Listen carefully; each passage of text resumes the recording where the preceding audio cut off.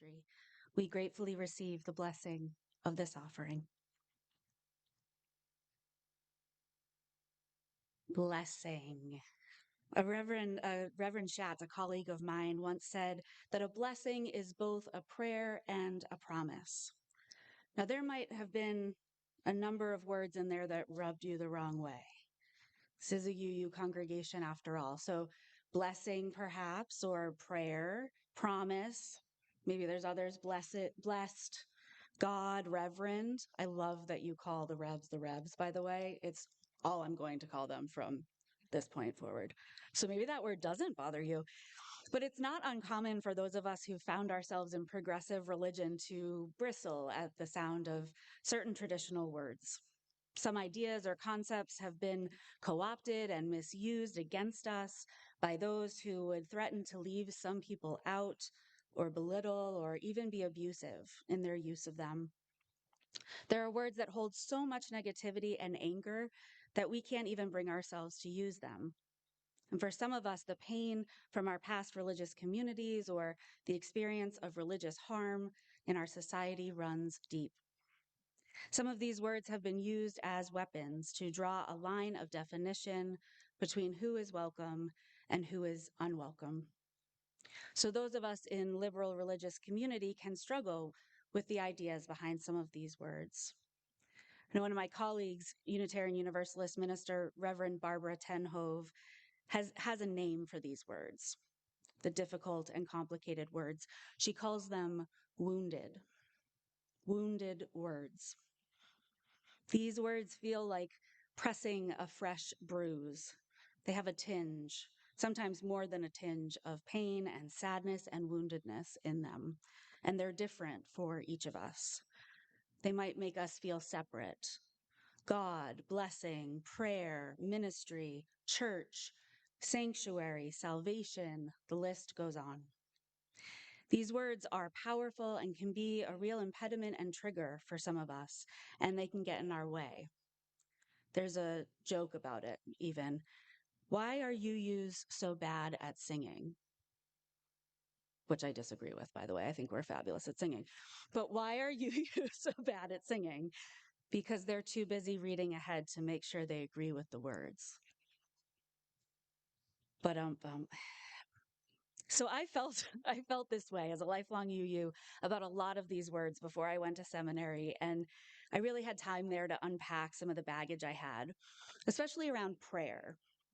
Prayer was one word with a lot of pain for me. This was partially because as a young lesbian woman, I was so accustomed to hearing preachers and others talk about praying the gay away or saying that healing was only possible if I prayed hard enough. And it was hurtful and frustrating and wrong. And I was raised in a Unitarian Universalist church. So while that meant that I knew I was loved because of who I am, not despite it, it also meant that the word prayer wasn't one I heard very often. So I came to understand that prayer was something that other people, not UUs, did. Though my experience as a hospital chaplain helped to shift that understanding, I came to understand the idea of prayer and blessing to be intertwined, and quite frankly, to be an outpouring of love and compassion in situations where that was the only thing I could control. Being with people in their times of such deep pain and sorrow, in times of trauma and crisis, the only thing I could offer was my presence, my prayer, my blessing, sometimes with words, but often with tissues and graham crackers and games of tic-tac-toe with frightened children, glasses of ice water while we waited. My presence was my prayer and a blessing and a promise that they would not be alone, that they would feel held during a scary and challenging time. My prayer became the hope that someday, maybe not that day or even that month or year, things would be all right. And in that journeying with people, some with faith traditions, many without, I came to understand that there is no one community or religion that gets to own those words, that gets to define those words. Each of us must claim and reclaim the language that speaks to our faith and our promises to one another. And that means that we might need to wrestle with some hard ideas so that those words no longer hurt us. And maybe we can even embrace them, or at least not throw them out altogether.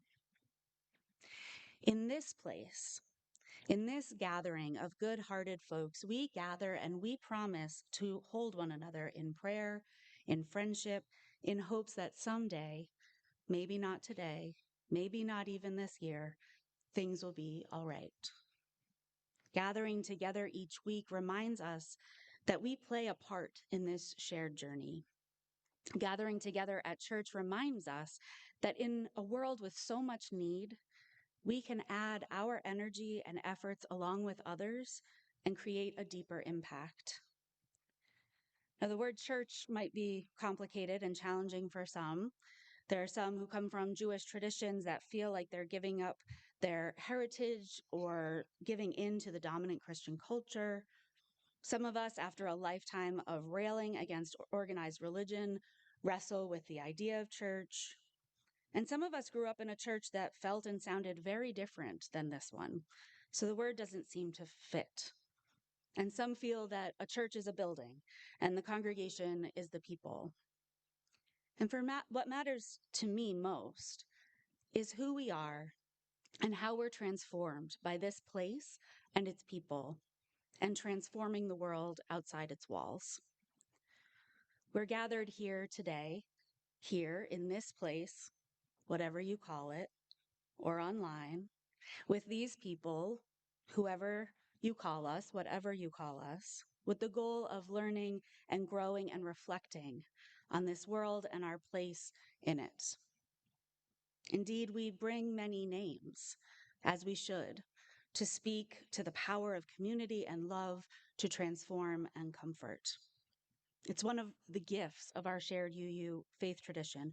We can use different words with different definitions and meanings, and we can still gather together in an intentional way. It doesn't matter so much what we call this thing that we share. What matters more is the meaning and the transformational value of it. What matters is the transformation within ourselves that makes us want to give it away. Like the woman in the story, the value of the stone is the ability to let it go so that it might serve someone else. It's about the connection between the people, the joy.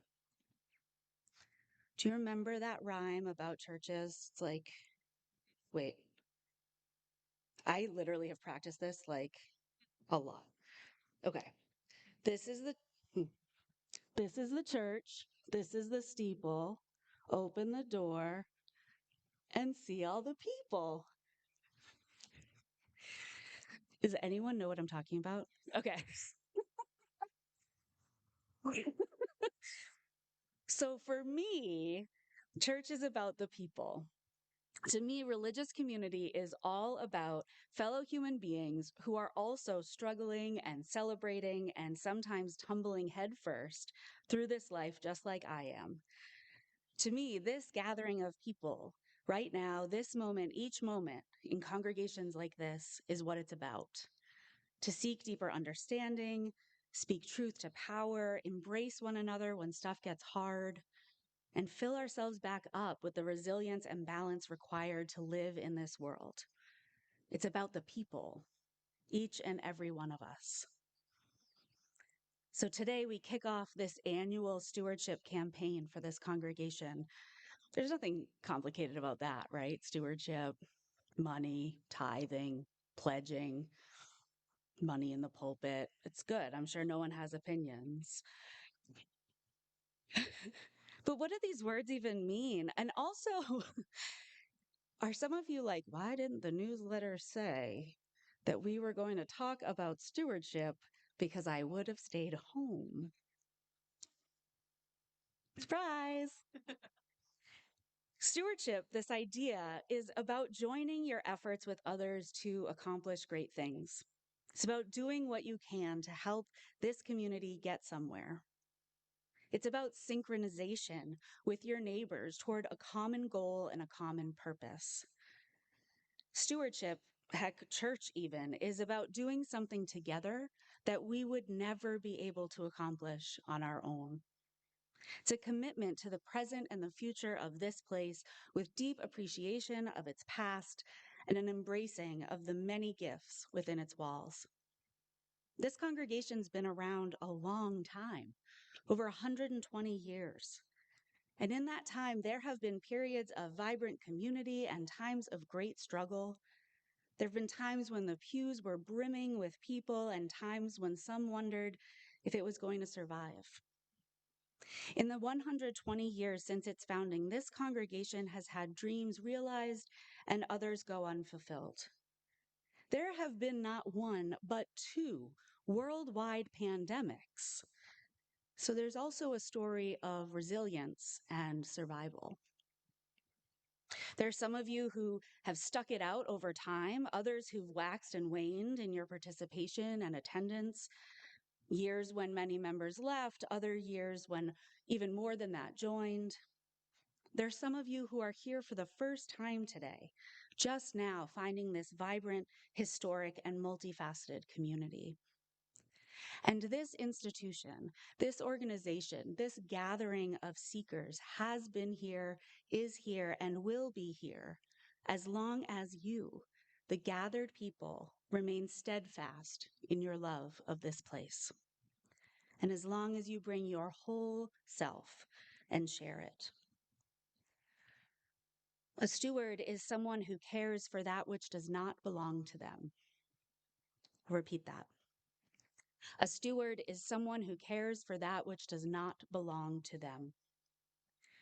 So to be a good steward, we must imagine a world beyond ourselves. We must imagine the future and the people who will one day sit here. Perhaps that person is you, your future self, 20 years older, 40 years older, looking and feeling quite differently than you do today, bringing with you different challenges and needs and questions. Perhaps those are new people altogether. Maybe they look like you. Maybe they look nothing like you. Perhaps they are your children yet to be born, or your children grown and bringing their children here. Maybe they're new friends, soulmates even, that you haven't even met yet, and friendships you haven't yet imagined. Perhaps they're your friends and family gathered here to remember you and your life well after you've passed. Part of being a good steward now is nurturing this community so that it's there for those people. Stewardship includes gifts of your time, talent, and treasure by joining ministry teams, chalice circles, other groups that help to make this place vibrant and exciting and relevant. Stewardship is about nourishing this community while also allowing ourselves to be nourished and fed by it. Stewardship, the act of caring for something that does not belong to you, also includes money. Pledging is one way that we are a blessing to one another and this congregation. Like a blessing, a pledge is a prayer and a promise. It is a prayer that liberal religion, Unitarian Universalism, is a life-saving faith tradition, one that nurtures reason and wonder and hope in a world that breaks our hearts every single day. It's a prayer that the same love and compassion you've found and experienced here is possible out there. It's a prayer that we can reclaim our values and put them to work in a real and tangible way. And a pledge is a promise to keep showing up, to keep doing the hard work of living into covenant and relationship with one another, and to help sustain this place and its people. Pledging is a promise to help create a community where generosity ripples outward. It's a promise that the wounded words can be healed. This is perhaps what I love most about wounded words, is that healing is possible. Healing can take place when we have the courage to be vulnerable and curious and generous and open to possibility. It's possible when we listen deeply to ideas we haven't considered yet, and when we feel acknowledged in our pain and our sadness. Healing is possible here. I know it, you know it. If we're both lucky, we'll experience it time and time again. By healing our broken places, by reclaiming and healing our wounded words, we are able to reclaim the ideas that once troubled us and imagine something new. We're able to reclaim our values and our hopes for ourselves and this world. And by making a promise to one another, to our future selves, to this congregation, we can ensure that it will be here for those who need it. May we widen our imagination beyond ourselves and beyond the here and now. May we open ourselves to the possibility of new illustrations and incarnations of love and compassion in our world. May we, gathered in service and in love, join our efforts to ensure that people are welcomed and loved here for generations to come. So may it be. Amen. Blessed be.